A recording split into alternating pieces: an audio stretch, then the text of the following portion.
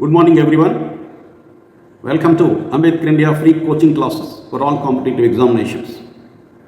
ఇటీవల high court of Andhra Pradesh release చేసినటువంటి court job నోటిఫికేషన్కి ఎవరైతే అభ్యర్థులు ప్రిపేర్ అవుతున్నారో వాళ్ళందరికీ ఉపయోగపడే విధంగా ఎగ్జామ్ అయ్యేంత వరకు ప్రతిరోజు ఒక్కొక్క టాపిక్ గురించి నేను సొంతంగా తయారు చేసుకున్న నోట్స్ని ఎక్స్ప్లెయిన్ చేయదలుచుకున్నాను.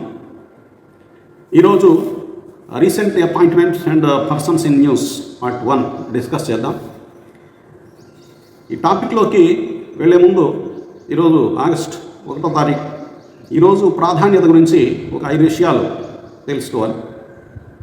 ఒకటి, ఆగస్ట్ 1 అనేది వరల్డ్ వైడ్ వెబ్ డేగా జరుపుకుంటాం.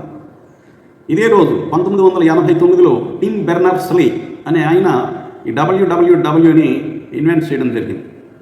అలాగే రెండోది, 1920 ఆగస్టు 1వ తారీఖున మహాత్మా గాంధీ గారు కూడా నాన్ కోఆపరేషన్ మూవ్మెంట్ని ప్రారంభించడం జరిగింది స్వాతంత్రోద్యమ కాలంలో. అలాగే అదే రోజు లోకమాన్యగా పేరుగాంచినటువంటి బాలగంగాధర తిలక్ చనిపోయారు. సో అతని డెత్ యానివర్సరీ కూడా ఆగస్ట్ 1, 1920. అలాగే ఆయన Swaraj is my birth right and I shall have it అనేటటువంటి స్లోగన్ని కూడా ఇవ్వడం జరిగింది. అలాగే 4వ విషయం, 1774లో ఇదే రోజు ఆగస్టు 1వ తారీఖున జోసెఫ్ ప్రిస్లీ అనే శాస్త్రవేత్త ఆక్సిజన్ ప్రాణవాయువుని కనిపెట్టారు. మరి ఆక్సిజన్ తాలూకా సింబల్ O, అలాగే అటామిక్ నంబర్ 8 మీ అందరికీ తెలిసింది. అలాగే 5వ విషయం, 1953లో all airlines in India were nationalized. So these 5 things that are happened on this day. So just remember these things before going to our original topic. ఈరోజు recent appointments and persons in news part 1 discuss చేద్దాం. ఇందులో మొట్టమొదటి అంశం law commission గురించి. ఇటీవల 23వ law commission చైర్మన్గా justice Dinesh మహేశ్వరిని appoint చేశారు. ఈయన 3 years పదవిలో ఉంటారు, ఫ్రమ్ 2024 to 2027. ఈ లా కమిషన్లో మొట్టమొదటిగా 1+5 మెంబర్స్ ఉండేవారు. కానీ ఇప్పుడు 23వ లా కమిషన్లో 1+11 మెంబర్స్, మొత్తం 12 మంది సభ్యులు ఉంటారు.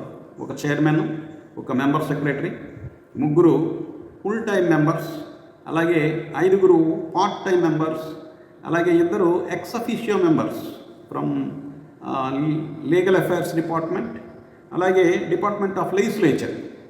ఈ 2 డిపార్ట్మెంట్లకు సంబంధించినటువంటి సెక్రటరీస్ కూడా ఎక్స్ అఫీషియో మెంబర్స్గా లా కమిషన్లో ఉన్నారు.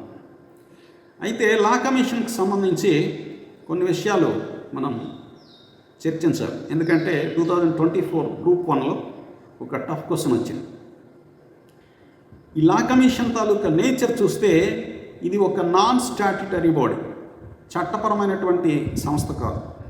అలాగే నాన్ కాన్స్టిట్యూషనల్ బాడీ, రాజ్యాంగబద్ధమైనటువంటి సంస్థ కూడా కాదు. అండ్ నాన్ క్వాజీ జ్యుడిషియల్, న్యాయపరమైనటువంటి సంస్థ కూడా కాదు. And this was constituted by a notification off government of India, ministry of law and justice. ఒక నోటిఫికేషన్ ద్వారా మాత్రమే ఏర్పాటు చేయబడినటువంటి ఒక స్వతంత్ర సంస్థ ఇది. It's an independent and advisory body to the ministry of law. అంతే తప్పించి ఒక చట్టం ద్వారా ఏర్పడినటువంటి సంస్థ కాదు. అలాగే రాజ్యాంగంలో కూడా దీనికి సంబంధించినటువంటి నిబంధనలు ఏమీ లేవు. So law commission of India is a non statutory, non constitutional and non quasi judicial body, but it is N independent body and advisory body to the Ministry of Law, Government of India. So that is the nature of Law Commission. అలాగే రెండోది, దీని తాలూకా విధుల్ని, functions చూస్తే దేశంలోని అమల్లో ఉన్న చట్టాలని పరిశీలించి తగిన సవరణలను సూచించి ప్రభుత్వానికి నివేదిక అందిస్తుంది.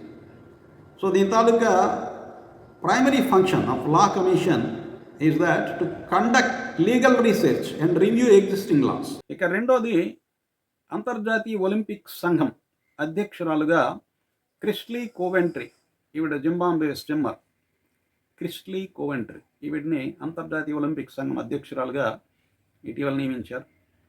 అలాగే ఇంకొక విషయం, మన భారతదేశానికి సంబంధించి Indian Olympic Association president PT Usha, ఈవిడ పేరు కూడా గుర్తుపెట్టుకోండి. ఇక తెలంగాణ లోకాయుక్తగా జస్టిస్ రాజశేఖర్ రెడ్డిని ఇటీవల నియమించారు. ఈ సందర్భంగా ఏపీ లోకాయుక్త కూడా గుర్తుపెట్టుకోండి, పి లక్ష్మణరెడ్డి ఏపీ లోకాయుక్త, రాజశేఖర్ రెడ్డి తెలంగాణ లోకాయుక్త. అలాగే 4వ అంశం, తెలంగాణ మానవ హక్కుల కమిషన్ చైర్మన్గా జస్టిస్ షమీం అఖ్తర్ని నియమించారు. మరి ఏపీకి సంబంధించి ఆల్రెడీ హ్యూమన్ రైట్స్ కమిషన్ చైర్మన్గా ఎం సీతారామమూర్తి గారు ఇప్పుడు పదవిలో కొనసాగుతున్నారు. నెక్స్ట్ 5, 26వ ఆర్బీఐ గవర్నర్గా సంజయ్ మల్హోత్రాని ఈ మధ్య నియమించారు. ఈ సందర్భంగా ఆర్బీఐ మొదటి గవర్నర్ సర్ ఓస్బోర్న్ స్మిత్ గుర్తుపెట్టుకోవాలి. అలాగే ఆర్బీఐకి మొట్టమొదటి ఇండియన్ గవర్నర్ అనేటప్పటికీ సిడి దేశ్ముఖ్ పేరు గుర్తుపెట్టుకో. మనకి స్వాతంత్రం వచ్చే నాటికి కూడా RBI governor CD Deshmukh. Next 6వ అంశం, నీతి ఆయోగ్ గురించి. నీతి ఆయోగ్ సభ్యుడిగా ఈ మధ్య రాజీవ్ గాబాని నియమించారు.